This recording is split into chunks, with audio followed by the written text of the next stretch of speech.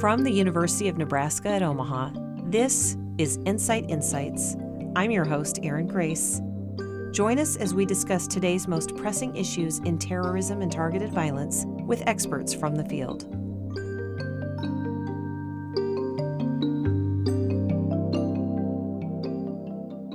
Well, hi, everybody, and we want to welcome to the show one of our top researchers, Karyn Sporer with the University of Maine. She is a criminologist who actually got her degree here in Omaha. Karyn, welcome. Thank you for coming on. Thanks for having me. We want to talk to you. We're 3 weeks out from the terror attack that started the new year in the United States, just hours in after midnight. A 42-year-old man from Texas plowed his truck into a crowd. He killed 14 people. He himself was killed in a shootout with police, and it looks like almost 60 people were injured, and the FBI is counting 130 some victims, including 2 businesses that were damaged. So this was quite a rampage and upsetting. And as we find out, this man is former military. He had apparently been inspired by ISIS or adopted that ideology. You are here in your capacity as an expert who's actually talked to families of extremists or violent extremists. And so I wonder if you can spend a few minutes telling us a little bit about what your research for NCITE has been. Sure. Yeah.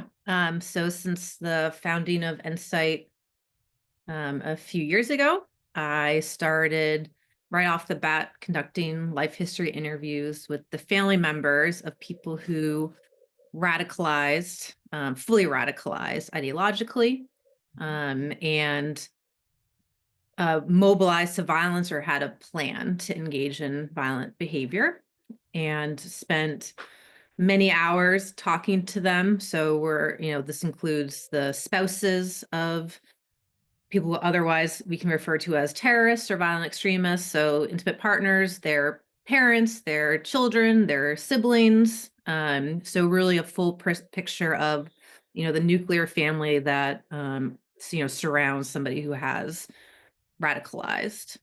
An important caveat is that the folks that I spoke to, they themselves were not ideological extremists in any capacity. So it's really the perspective of somebody who's otherwise not associated with extremism and never socialized their child or partner or whomever into extremism. So that's an important fact to kind of acknowledge as we have this conversation. Okay, right. But they are really relevant to the New Orleans case in that it appears the same way, right? Like the family members that we know about had indicated some strange behavior, but they were not his pathway in. And so I wonder if you can first talk about the role of first line of defense, I guess, family. These are the first eyes and ears on their loved one who seems to be acting strange. In your interviews, what were some of the behaviors they exhibited, or how did they act that tripped worry triggers? Yeah, so for folks who know the radicalization literature and the long list of indicators that, these signs that somebody is in the early stages or even late stages of radicalizing, every single indicator was identified by my participants. So full range, from emotional changes, being moody or withdrawing, getting into more arguments with family members, so behavioral, emotional changes, also how they presented themselves. So for some folks, it was changing how they dressed or how they shaved or how they styled their hair. For some people, they changed their names, again, depending on the ideology. And I think being secretive was one of the most powerful, or like one of the strongest indicators that family members observed. So secrecy, withdrawing, anytime particularly if a parent was concerned that their child, not because they suspected that extremism was happening or that terrorism was happening, like they weren't thinking about that at all, but they're concerned for their child's well-being. They saw them not being happy, not being engaged, right? Maybe not doing well in school, and they would confront their child as any good and engaged parent would do, and it would sort of trigger an argument and sometimes really hurt the relationship that might have otherwise been a good one. So we're seeing family members observe these indicators, not know what they are, but still try to intervene at some point to try to help their loved one. Karyn, how many families did you interview, or how many individuals? My goodness. So to date, 23 family members Mhm. from 16 families. So that's 16 people who had radicalized and their family members. And had they radicalized to a chargeable offense? Like, had they committed an act of violence? Not all of them. Some had planned, and planned can be defined loosely, but for the majority, there was FBI engagement. At some point, maybe it was for early intervention because maybe the parents called the police or called the FBI, reported a suspicious behavior, which is very hard for them to do. Others, it was the FBI or the criminal justice system finding out about this person who's radicalizing through other means, and then was sort of doing an investigation. And either they intervened before a violent episode or it was after. But in any event, there was enough of a there for that law enforcement intervention to bring these family members of these 16 individuals to your lap, right? Like, it wasn't just a guidance counselor raising a concern. You're looking at bona fide cases that were investigated by the FBI. Yes. Yeah. Yeah. Okay. Yeah. Okay. There are no false positives. Every single person had radicalized and had some extremist interpretation of whatever, right? Because I don't know if you want me to talk about like the types of extremism. 'Cause I Yeah, know, let's just give us the range. Like, yeah. So the majority, you can divide the sample really in half. So half were people who radicalized to Salafi jihadism. The other half were far right extremists. And there's this one person who was far left who radicalized and joined some like guerrilla group in Syria to fight against Assad, but it was not due to Islam or far right. It was wanting to free the people of an otherwise difficult president. and over what span of time, not the interviews, but over what span of time had the behaviors occurred? Yeah. So again, another range, but really quick. And that was a little bit of a surprise to me. So um, based on these family members and what they told me about the stories, right, their family life histories, the radicalization was, not many were longer than 12 months. So it happened very, very quickly from a child. And again, there's some assumptions being made because for family members, they don't necessarily know what their family member is doing online, right? Or in the community. But for most, we can kind of pinpoint a time when changes really started happening to when the full mobilization happened, or extreme intervention happened. It was very quick, which is problematic, right? Because family members don't know what they're looking at. They don't know how to intervene. And sometimes it's way too little and way too late. That ideological commitment is already very strong for the person who's radicalizing, and they might be really far into planning and have sort of accepted that their life might be ending soon. For this kind of like people who've decided to die by suicide, right? There's like this sense of calm for some at late stage planning, and there's nothing that these family members can do in some ways, right? Obviously, intervention is really important. But for the folks that I spoke to, it was too little, too late. Okay, I want to put a pin in that and come back to it in a second, but what was the age range of the 16? Oh, I don't have the numbers for me. I think the youngest was 17, all the way up to adults, like 40s, 50s. Okay, Yeah. thank you. I should have asked for that up front, but the reason I'm asking is to tie it back to New Orleans. So we know that I guess the perpetrator Shamsa Din Jabbar was 42, Yep. and so does that age in the context of your interviews or experience signify anything? Is he older than what you see on average? Not necessarily. I think Jabbar is an interesting case. He was an all-American guy otherwise, right? A vet. But there were parts of his background are consistent with the risk factors of the people that I spoke to. He not being adopted is not a risk factor, but he had 3 divorces, or at least was in the process of the 3rd divorce. A lot of failed businesses after the Army. He had debts. There was a possibility that his house was going to be foreclosed, right? I think his most recent wife was in a new relationship. So none of those things have to do with a religious devotion or the Islamic State, right? The Islamic State doesn't particularly care about those risk factors, but I think it put him in a place where he needed an excuse because otherwise he was going to murder his whole family. That was his intention, right? A family annihilator, which is, when you think about his risk factors and possibly PTSD from serving time in the Army, right?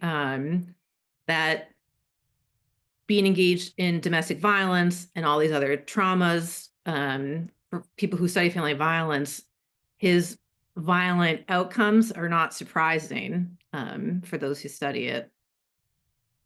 So I think for people who have hate and for people who have hate for society, I think gravitating towards an extremist group like ISIS and other groups whose foundations are on hate is an easy connection. So whether or not he had conversations with recruiters for ISIS, I don't think there's evidence that he did. I think it was an easy jump for him. Not even a jump, but a step for him to say, here we go. So one of the things I consider, and I wonder if you think about this in your research, it's again the needle in the haystack challenge, confronting society in terms of how to keep everybody safe. So let's just say, for the record, and to be sure, millions of people serve in our armed forces and may undergo some of the same traumas or challenges, and they are not radicalized to commit an act of violence. Similarly, people can come from all sorts of adverse childhood experiences and be okay. And so I know, looking back at him, you start looking at the risk factors in his personal life, in his work life, in his past, that kind of add up to this calculus of like, oh yeah, it kind of makes sense that somebody with this experience would do this kind of unthinkable thing to us, but most people don't do those things. And so how is a family member supposed to separate the wheat from the chaff here? And let me put a pin on that. So how does a family member understand what the what is that they're seeing? And then the second thing is, in your data set, it looked like a number of them had seen enough to have them pick up the phone and call authorities, which is a huge step for a family member to do, right? Like, it wasn't just that they saw something and they talked to the person about it. It was that they took that extra step of saying, this is out of my hands, I need some help. So can you just sort of address the challenge of understanding what you're seeing, and then that idea of what it means to seek help, Karyn? Yeah, so you bring up a good point. So one is that a lot of the indicators of radicalization, if you look at the behaviors or what indicators on their own, they're perfectly reasonable, constitutionally protected activities and behaviors, right? So it can be a little complex, particularly when you get the government involved, right? Because we have our First Amendment rights and various other rights that allow us to have different belief systems, right? So that's one. For families, and again, I think it's easy to talk about the parents for younger folks who are radicalizing, but it can be generalized across the board, is that people don't want their family members to get hurt, and people don't want their family members to cause harm, period. That is just not, say what you want about humanity and society. We love our loved ones and we don't want harm. Right. So family members, and especially the parents who I spoke to who had contacted the police or contacted even therapists and psychologists and anyone to help intervene, were desperate for help. Um, and once they became aware that what they were observing was extremism, and I can hear a mom talking to me about, like, I didn't even know what terrorism, like, how terrorism in my family, like, she was completely destroyed, right, by acknowledging, you know, the apple far from the tree kind of thing, right? Right, right, right. Um, Mhm. so, the issue is that, like I said earlier, radicalization happens very quick. Family members don't necessarily know what they're observing, but the majority of people I spoke to did get people involved to help. Outcomes were not consistent across the board.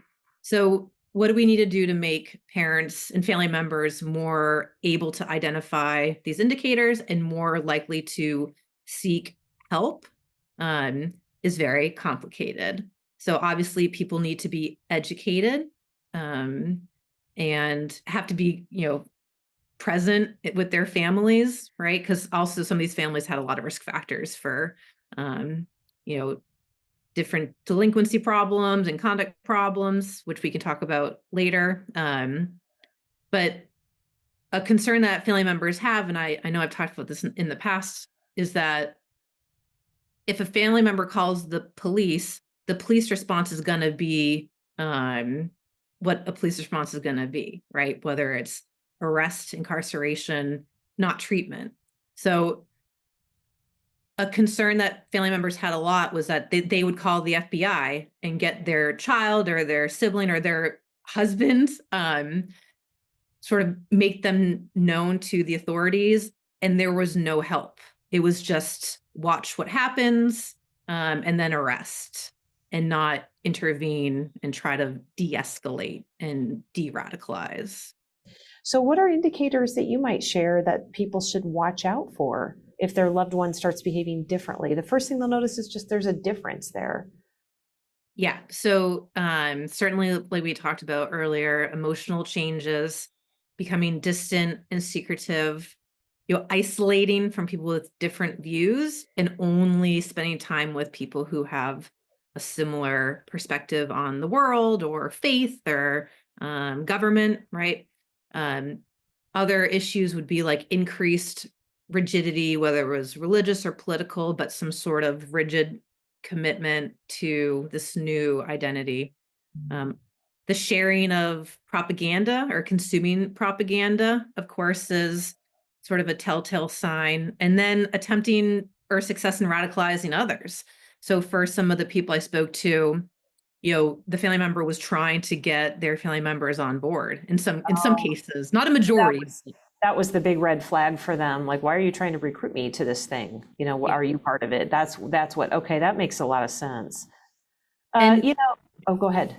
well, I was going to give just like an anecdote, but because every family is different, and every family and the different relationships we have in families, some are more committed than others, but we're still family, right? Like family looks different for each family. And one person I spoke to whose brother had radicalized, the brother knew that his brother was radicalizing, and was just like, I'm not going to deal with him. I'm not going to talk to you. Like, you can have this belief system all you want. It doesn't bother me.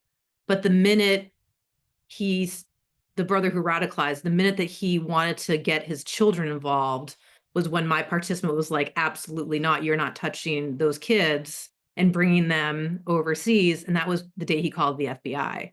And it saved the children. The children are in the States, and the brother died in combat over in Iraq and Syria. So, like, there's a line where the line is different for different people, right? And I think making sure that we tailor any policy or education or any response to extremism has to understand the nuance behind family dynamics and what we're willing and not willing to put up with.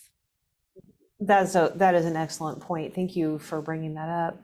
One of the, I guess, details that has emerged about Jabbar that you might tell me is an indicator is foreign travel. Sounds like he went to Egypt Lots of people go to Egypt. Again, it's a needle in the haystack thing. So when does foreign travel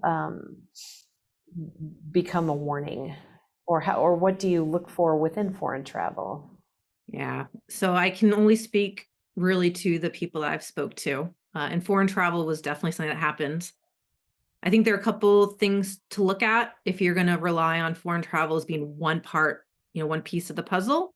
And that is if people are lying about their foreign traveling, saying, not that Jabbar lied about going to Egypt. I'm not sure if he did, but I've spoken to people whose children said that they were going to go to Egypt to get educated to be a spiritual leader. But we're lying. Actually, we're going to a recruitment center to learn about the organization they were joining, like, for example, the Islamic State. And we're basically radicalizing there, like going to military camp, but had lied to their family members. I've had parents tell me they drove their kid to the airport on their way to be educated, right, in Egypt, but were lies. So it's not illegal to go abroad, of course, unless we're not allowed to go to a particular country due to other reasons. But people go to Egypt all the time, right? The scuba diving there is wonderful, right? Not everyone who goes to Egypt is going to, become a slothy jihadist, right? Or plow their car into New Year's Eve revelers. So when we think about travel, you have to understand the context of their travel within the rest of the context of indicators. That makes a lot of sense to me. I mean, there was a lot of travel within the United States. He went back and forth from Houston to New Orleans to kind of case the joint, so to speak, to really plan this. I mean, it just speaks to the the nature of how much he wanted to commit this act. He wasn't just having an impulse moment, right? Yeah. Oh, yeah. So those, him scoping out the site, that's late stage planning, right? It's easy in hindsight to be like, well, everything was so obvious, but it wasn't, right? It's, again, you can drive to New Orleans all you want, great food, right? But if you put all the pieces of the puzzle together, seeing the outcome in an otherwise incredibly successful terrorist attack, right? Like one of the most significant ones of recent time that was ideologically driven and not a school shooting, right? So this is pretty significant. And to ask who dropped the ball, I'm not sure, right? So I'm in Maine, and just a year and a half ago, we had one of those country's largest mass shootings in history in Lewiston. And, the shooter's sister-in-law called the police, multiple times, saying he's at risk of causing harm, and literally nothing was done. So I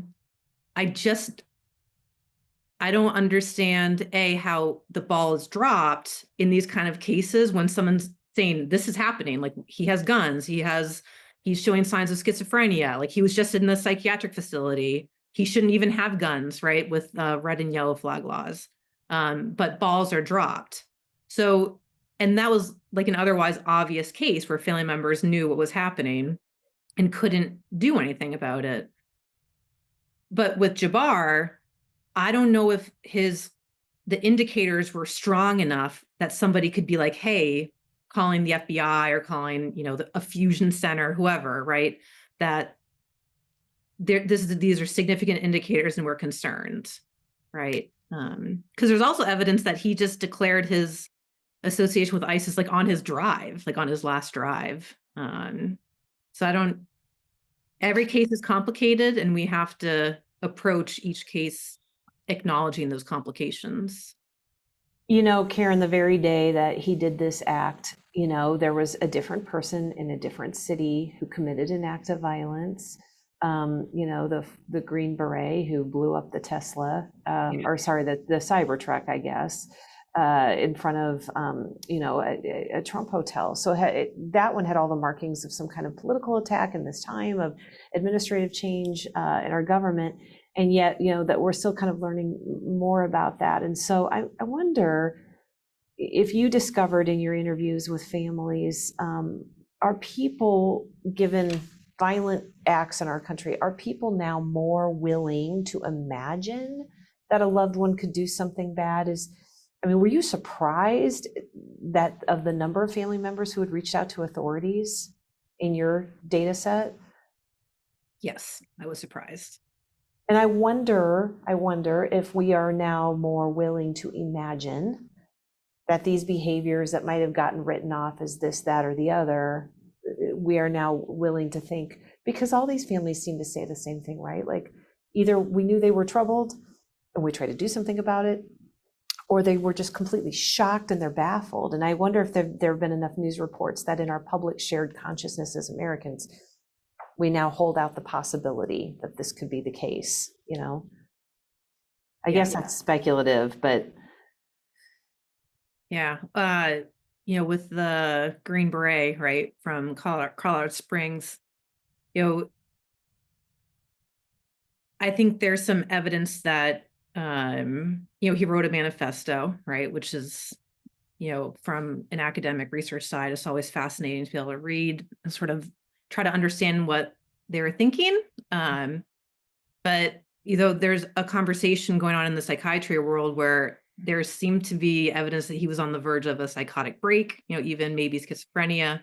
Um, so it's a little bit of a different case than Jabbar. Again, all sort of preliminary and speculative, but he seemed to be very disorganized and very confused, and expressing real concern, and sort of self-loathing over what he had done during the wars overseas. so we know that these acts of violence, whether they are terrorist inspired or extremist inspired, or they're a mishmash of lots of reasons people decide to act violently, are in our shared public consciousness. And so perhaps there is at least more of a realization that something can happen, and therefore people are more inclined to act. If you could wave a magic wand, how would you make it easier for people in the know to do something before it happens? What do you wish law enforcement would do differently? What do you wish families would do differently? And what does academia need to do to help, try to crack this problem? Yeah, that's like a question I ask my students. Like, if you had a blank check from the governor, what would you do? Well, first, I think it would be great if we had universal health care. I think that there's a huge vacancy in gaining access to mental health services. It's very expensive, even for people who are otherwise privileged and have wealth. Paying for therapy and getting services during an otherwise difficult time, it's very expensive, it's very difficult. So I think focusing on really, really early intervention is necessary so that we have happy and healthy and engaged people in the public, right? So that's one. I would love that. Two, so you asked for a few things, like for families, I wish that they had access to a well-trained practitioner pool. So social workers and therapists and psychologists and even psychiatrists, right? That who are trained in violent extremism and radicalization, and not just relying on people who are like in recovery, right, from extremism, which, by the way, their lived experiences are so important for people who are looking for support. But we need trained clinicians that are not scared to lean into a family that's being touched by ideological extremism.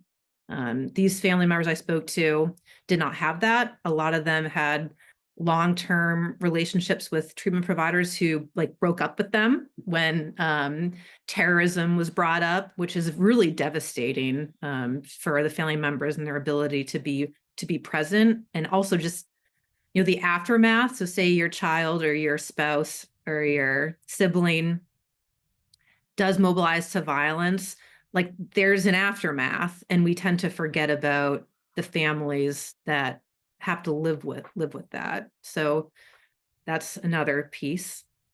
For the criminal justice system, I think they have a really hard job, and I would really love to see the immediate response when it's safe to do so, like there isn't an active threat, that the police bring with them social workers who are, again, who are trained. I don't think we can respond to the risk factors of extremism in the way that we have been for some offenders, right? I think we need it's all hands on deck sort of problem, and we can't police ourselves out of this issue.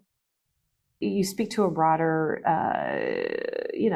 problem with our criminal justice system, in that the nexus of mental health and crime, and a system that is set up to do one thing is not set up to do the other. And so, how do we fortify?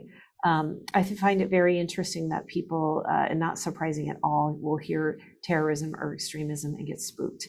And so the thin safety net that exists goes away completely, leaving people with what option?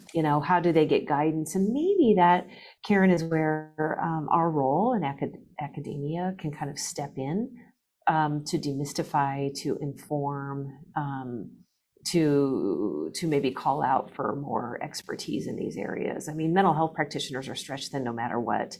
And so, but having a specialty in an area so they know exactly what to say and what to look for. I hear you loud and clear on that. Yeah. So, and you asked about what can academics do. I think one of the things that academics love to do is work in our offices, write papers, and have them published that no one can read, right? I think being publicly engaged, bringing your research to the public is really important. So in my department, we really focus a lot on public sociology. So that means bringing our work and our expertise to the community. And that can be done by writing op-eds, providing public talks, going to the library, engaging with the State Department of like education, right? I actively work with the FBI and the Department of Education for threat assessment, and we have been going around to communities telling people who we are and what the purpose is, and how, if you see something that might be a threat, how can you report it, right? And going to school systems. So I think there's more than just doing the research and writing the results. There is the actual engagement and impacting policy and practice. And for some academics, that's a really hard thing to do at the end, right? Because we're very, as we're very busy, and life is really hard, but really putting in that extra effort to make sure that you're not just in your own silo, and keeping things behind a paywall, right? Yeah, and Karyn, honestly, you're a wonderful exemplar of that, because you are so willing to engage me. Here you are on this podcast, but I've read your op-eds that you've written, and you take media interviews, and you're willing to go out and actually work with people in the field. And that is your role as getting it out, but you have a unique role in taking it in. And you are not just looking at numbers on an Excel spreadsheet, which is very important. You have the rare ear for people with very few places to turn. Almost no one who wants to talk to them about this. And so that is not easy to be you and to carry their stories, but as the voice of the people. In this regard, what message might you have for our listeners that they just don't hear or read or see because they're not at a kitchen table with somebody who is, facing this very hard, fact about a family member? Yeah. So I've been doing interviews with family members that have been touched by violence since like 2012. Originally, it was family members who had serious mental illness and were violent at home. So talking all the way up to homicide, right? I've been talking to people about the impact that violence has on families for a really long time. And with this new population, right, with the extremism and terrorism piece, the story is still the same. People are devastated. They want to talk. My interviews are very long, sometimes 6, 7 hours. And they're only short if we lose internet connection, right? Or we have to take a break for something, but people want to tell their story. People want to love their family members, and they want to make sure that people are safe and secure. That is a consistent across the board, regardless of people's political or social or religious backgrounds. They all want the same thing.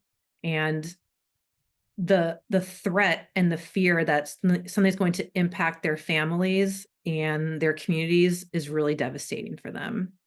So I think after an event happens is to acknowledge, right, what happened, what can we learn from this event, but to remember that there are victims everywhere. You know, when I talk to students about terrorism and I talk about like the individual who radicalized, I humanize them, right? Because they are still people, right? Some of them might have been really great dog owners, right? Or whatever. We have to understand everyone's full life to be able to fix things in the future, and then also look at the families. After the Newtown shooting, right? One of the most devastating school shootings in the US history where like children were killed, there was a lot of blame, right? We love to blame people. We love to blame the family. We love to blame people's parents. And the gentleman who did the Newtown shooting, we blamed his mother because she took him to the shooting range. She gave him access to weapons. But no one talks about that. He killed her first, right? She was his first victim. She had been trying for years to get him services, mental health services, to get inpatient treatment, and it failed, and her health insurance wouldn't cover it, or then he was too old to be told what to do. So I think, as I've mentioned a couple times today, this is not a black and white problem. We're not going to police our way out of it, and we have to have common sense, policies made and education, access to education that is gonna, help families and help the people who are at risk of radicalizing and causing harm.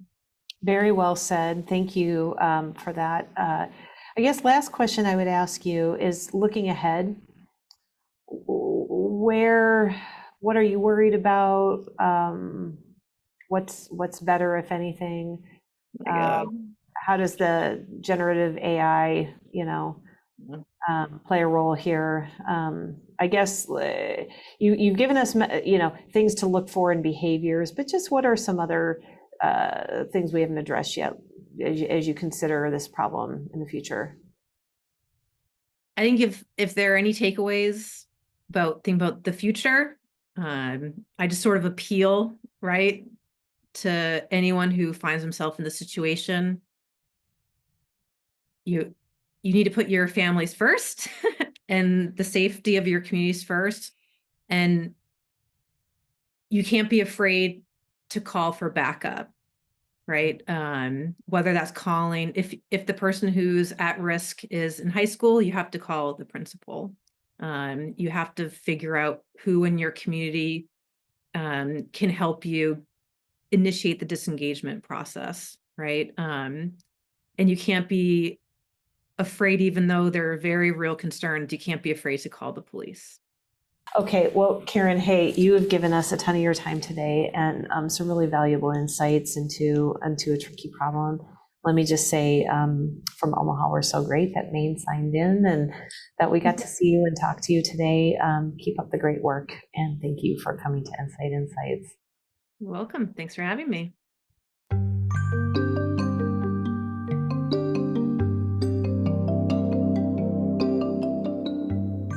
This series is produced by Ben Badafarano, Erin Grace, Scott Jordan, and Blake Ersch. Thank you for joining us for another episode of NCITE Insights. The National Counterterrorism, Innovation, Technology, and Education Center, or NCITE, is an academic center of excellence for the Department of Homeland Security. Looking to find out more? Check out our website at ncite.unomaha.edu or email us at ncite@unomaha.edu.